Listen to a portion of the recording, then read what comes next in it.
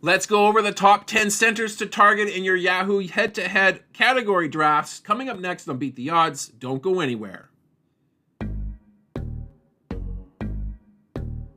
Hello, sports fans, and welcome back to another episode of Beat the Odds.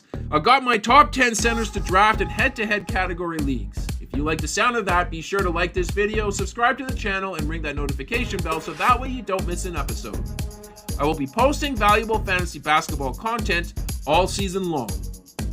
I will also be doing a special draft day live stream on Thursday, August 22nd, starting at 8:45 in the morning to give you a first look at all the new changes to Yahoo Fantasy Basketball this season. You don't want to miss it. Also, keep an eye on the channel as I'll be posting lots of draft and player analysis prior to the start of the season. Now let's dive into the list. We have Kristaps Porzingis at number 10. If you're planning on drafting the original unicorn, you should know that he's the highest profile player that's expected to miss the start of the regular season recovering from ankle surgery. We should see him in the second half, which bodes well for fantasy playoffs, but even still, it's wise to draft Al Horford as well as his fill-in. When he does suit up, he's going to be bringing an elite 3-and-D game with great shooting splits. Let's go to number 9. We have Miles Turner. Turner averaged just 27 minutes of court time last season, mostly due to the team bringing in Pascal Siakam. The Pacers just added James Wiseman as well, and with Isaiah Jackson in the fold, it's hard to see Turner seeing much more playing time this season. But as we have seen, he doesn't need much to make a positive fantasy impact. Turner isn't a source of rebounds, but he's an effective shooter who can toss in a couple of blocks per game. Let's go to number 8. We have Alperen Sengun. Sengun is quickly turning into a main focal point of the Rockets' offense. His ankle injury late last season put a cap on what was going to be a breakout year for him. That injury and his relatively poor free throw shooting are what's keeping him back from being an elite option at center. Sengun is certainly someone that's worth targeting if you plan on securing blocks and free throw percentages elsewhere. Let's go to number 7. We have Jared Allen. Allen's fantasy value is obviously capped by Evan Mobley, who recently signed a deal to stay in Cleveland for 5 more years. I wouldn't expect too much more than the line that you see here, although I would expect that we would see his blocks creep up to 1.5 a game this season.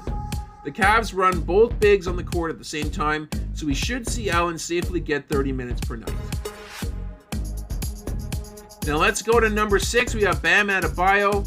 Adebayo's style of play can be counted on to provide a much-needed hustle stats at center.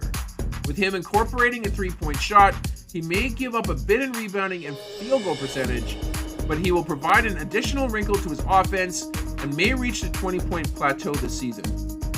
The Heat won't be an offensive juggernaut, but Adebayo is as safe of a pickup to provide top 50 value as any other center on this list. Moving on to number 5, we have Domantas Sabonis.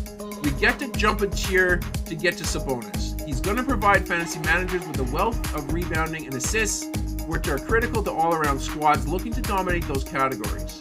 Sacramento should lead the league in scoring, but with the addition of DeMar DeRozan, expect Sabonis to slide to the number 3 option on offense. He's going to hurt you at the line, and he doesn't block a lot of shots or make threes, but his value is tied to the skills that he does really well. It wouldn't shock me if Sabonis leads the league in rebounding this season. To number 4 we go. We have Joel Embiid. Now I had to slide Embiid down this list. Despite being able to make head-to-head teams a lock to win both scoring and free throw categories on a weekly basis, Embiid just cannot be trusted to play more than 60 games in a season. The addition of PG-13 won't affect Embiid's scoring too much, but the added weight from his time off recovering from his injury last season, that might come into play. Drafting Embiid means putting your hopes in the fact that he's healthy come March. Let's go to number 3. We have Anthony Davis. Now, is this the year that he officially takes over the mantle of the best player in LA? Well, as long as he stays healthy, that's a real possibility. He just does everything well. He's going to be among the league leaders in rebounding and stocks while chipping in with solid shooting splits. He won't be a major contributor behind the arc, but he doesn't need to do that to return first-round value. If AD falls past the first 6 picks, I'd pick him up for sure. Let's go to number 2. We have Victor Wembanyama. Now, is this too high for Wemby? Maybe, but he smashed all expectations in his rookie season and just posted a 26.7 rebound line against arguably the best team the United States has ever sent to the Olympics. I don't really think he's an 80% free throw shooter though, and getting to 50% field goal percentage will be difficult with the amount of threes that he takes. Couple that with potentially leading the league in turnovers, he's going to have a lot of factors suppressing his fantasy value.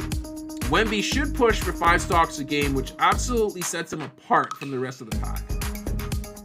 And finally, at number 1, we have Nikola Jokic. Jokic is going to take the number 1 spot here for one simple reason.